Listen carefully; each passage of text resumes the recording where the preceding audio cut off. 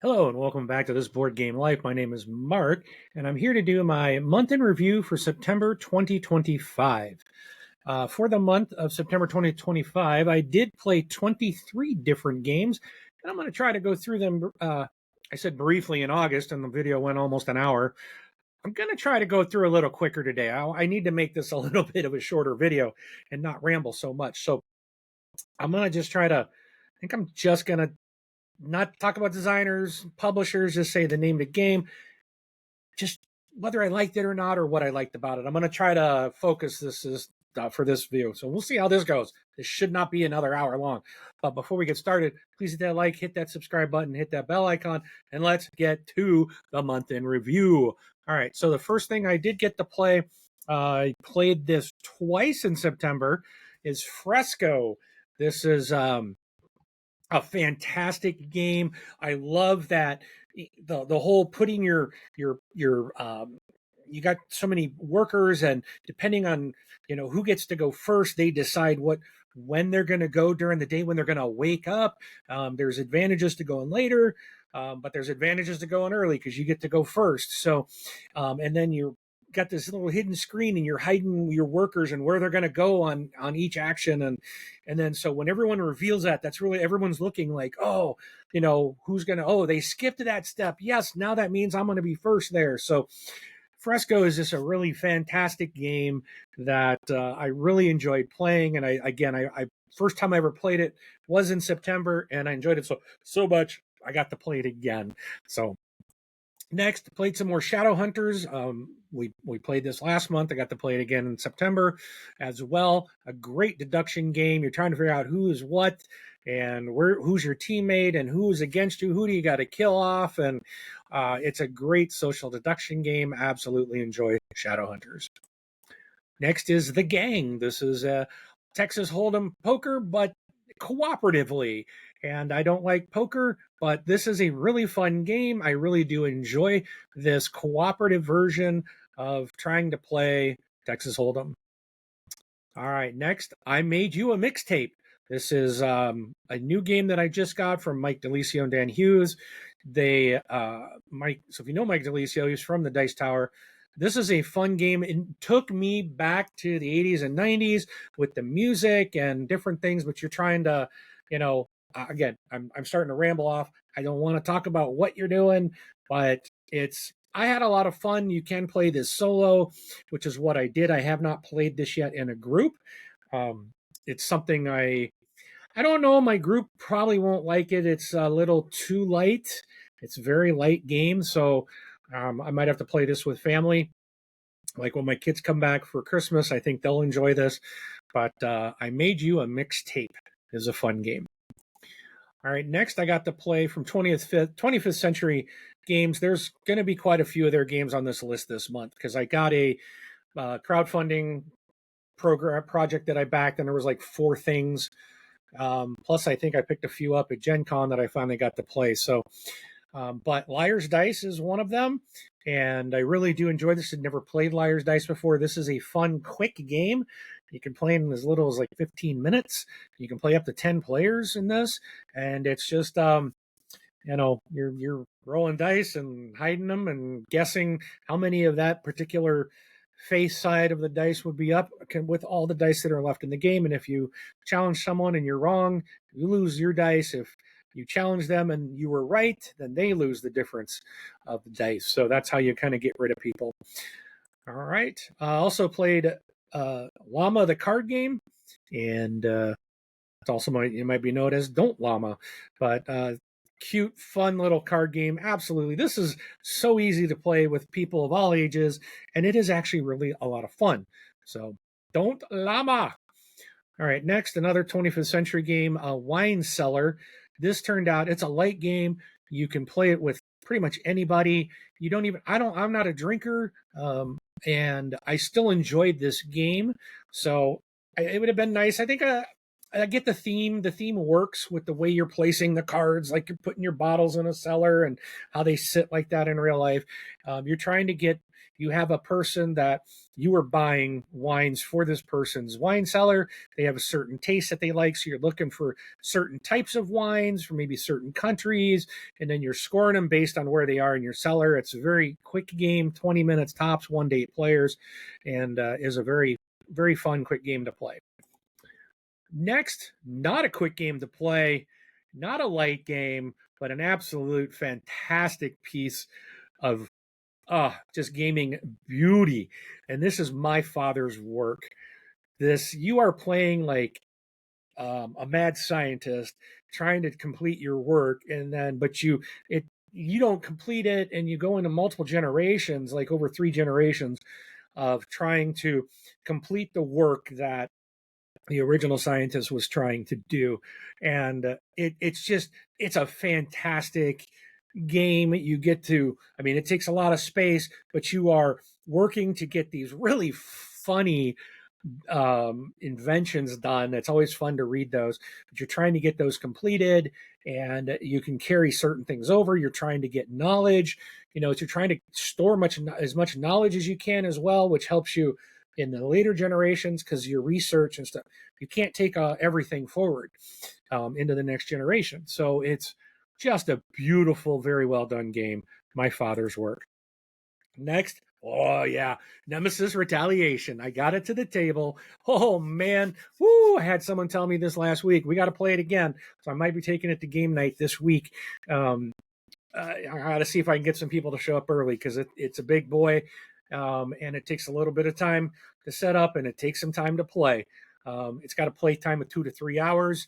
Last time we were like 4, but we had almost an hour of teach, so I think we're going to make it this week and be able to complete it. But Nemesis Retaliation, it's Aliens, the board game. It is absolutely a beautiful, fun ride, tense, but it's, if you've played the other 2 games, Nemesis or Nemesis Lockdown, this one you are a Marine, you've got more equipment, you don't have as limited of ammo, you get to fire into corridors, wiping out multiple aliens.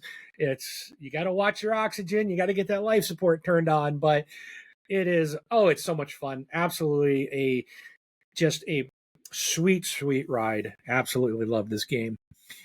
Next, I did get to play another Ivy Studios game. This one is Brink, and I didn't think I was going to care for this game, and I absolutely just had a blast with it. And I'm going to have to keep my eye out for this one, and so that I can get a copy of this, because I currently don't have one. But I really enjoyed Brink. I enjoyed just a lot of the options and the features. It was weird at first. I was like, you get resources, but depending on if you went to a certain place, that you would have to trade, you couldn't keep them. So now you're trying to trade them off, and which could be really challenging if you're not in a friendly game, because some people just like, nope, don't want it. But I was with a bunch of friendly people, and they're just like, oh yeah, I'll take it. Just so everybody was we kind of did that all the way around, just like, well, so no one has to just throw away their resources. But that is there. But Brink is a really fantastic game. This is in that Moonrakers world. So if you're familiar with Ivy Studios, and they kind of create these worlds, and that's where this one takes place. All right, next is the Dwellings of Eldervale. And I had not ever played this one. Another big game. Absolutely love this. This is fantastic. And now I want to play Andromeda's Edge, which is again another Luke Laurie game, and it's like Dwellings is, the new one is like Dwellings, just with a space theme, and I think some slight changes. But Dwellings of Eldervale was so much fun. It's a really fantastic game. I enjoyed this. Really looking forward and hope to be able to play this one again sometime soon. And yeah, don't miss out on this one if you have not yet played it. Check it out. An old game from back in the day. It's a Uwe Roseburg classic, Le Havre. I got introduced to this game. This was a lot of fun. Man, I'll tell you what, this can be stressful trying to feed your people at the end of every round. And, depending on how many players you have, the more players you have, the fewer rounds or the fewer turns you're going to get in a round.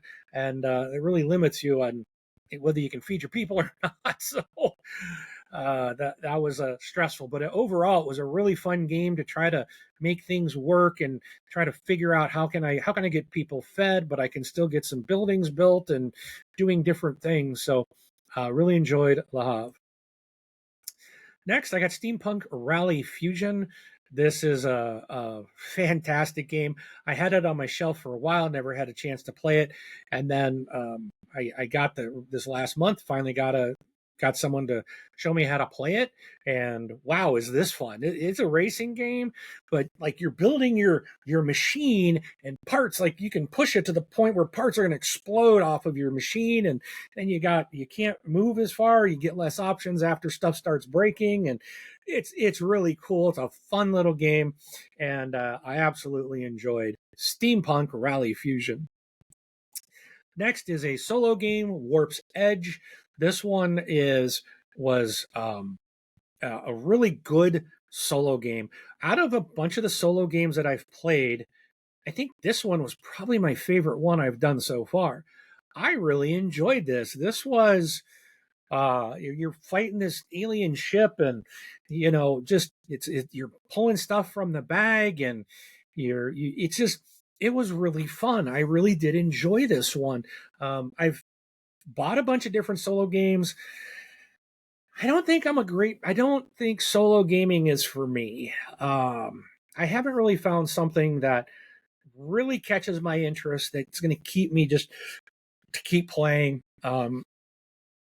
Final Girl might be the one, but it's such a large table space, where like Warp's Edge doesn't take that much space, and you can play it in as little as 30 minutes.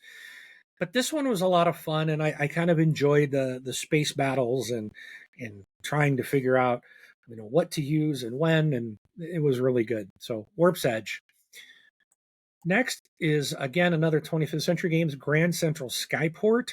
Um, this is a really fun game. I enjoyed that medium weight game where you're trying to basically manage an airship station, and you're trying to manipulate and move cards. Certain airships, you want to get them to the proper station that matches their color and type of airship to start your scoring ability, and you're constantly having to move things around. And it's just there's a rondelle, and you can move freely on the rondelle pretty much. And there's I'm trying to remember exactly how it worked, but like you had a lot of options essentially on how far you could move, and you can kind of select where you want to go. People can go to the same spot, so you're not locking anybody out, but you might want to get to a certain spot first for the certain reward or the card that's there. So you're trying to get more airships, and that's how you get them from going on the rondelle and things. So absolutely fantastic game, beautiful artwork. Again, Grand Central Skyport, that's a winner. Next, Spooktacular. Oh my goodness, I want this game so badly. This is something that I remember seeing in a crowdfunding campaign, and I was like, it's a horror game. I just skipped right over it. Well, I ended up playing this. Someone joined our game group. Unfortunately, they don't live here in this country. They were here visiting, and they took the game back home with them to Brazil. I really wanted to go out and bump him over the head and steal his game in the parking lot that night. Spooktacular is a fantastic game, and I have ordered a copy. It's on back order from the company. They're expecting new shipments here soon, and I'm looking forward to. Really hope to get this soon. I want to play it as an asymmetrical game. There's like 20 different monsters in the game. We're all playing as different monsters, and it's just absolutely fantastic. And it's a simple asymmetrical game to play. It is not hard. A lot of games, where everybody's playing different can be very hard to teach. This one was not. Everything is on your player board, tells you exactly what to do. Everyone's essentially doing mostly the same thing, but with some few differences. There's the differences on how they all play or some different abilities that they have, but it's not a complicated thing to learn. So I really like Spooktacular. This is one that I can see getting played a lot. Next, finally, I backed from Awakened Realms, the big, beautiful special edition of Puerto Rico. I had never played it. I'm like, I just, my buddy Rob's like, dude, it's a classic. It's awesome. You need to get it. I'm like, I've never played it, but plunked a bunch of money down. That thing is getting very close to arriving. Well, in September, I finally got to play the original Puerto Rico, and I absolutely love the game. Now I'm excited. I can't wait for my copy to show up and to play it some more. So Puerto Rico has finally made it to my table. Raw, what a classic. I don't like auction games, but Raw is an auction game I can get behind each and every time. This again, I got the 25th century reprint. I got the acrylic tiles. I really like them. It's a fantastic, beautiful game of just, you know, trying to, when do you draft? Like, so when you're putting these tiles out into that market, making it more and more attractive every time. And then, we see what everybody's numbers are. So, whether you have a shot, or maybe you're going to force someone like, well, I'm going to go high. And if they want to beat me, they're going to have to take their highest chip, and maybe it's fun to make them do that at a certain point in the game. This is an auction game I really do enjoy, and that's Raw. Next is Suburbia. Had some friends break this out and show me this game. Enjoyed it so much I went and bought a copy. And I really do enjoy this. You're building up your neighborhood, placing these tiles out. You got to buy tiles from the market, so you got to have the money, and then you're trying to put these tiles out that are going to do different things, and you're going to try to generate points and income and all this stuff. And if you broke, then you got to take the free tile essentially, or or you can flip them over to like make a lake. So it's a really neat. There's some expansions in this game as well that add a lot more to it. Whether that's needed or not, I don't know. Friends of mine said they got rid of the expansions. They felt the base game was just enough, and I had so much fun with it. I haven't played with the expansions, so I don't know how the expansions how they add or maybe detract. But Suburbia is a fantastic base game on its own, and I highly recommend it.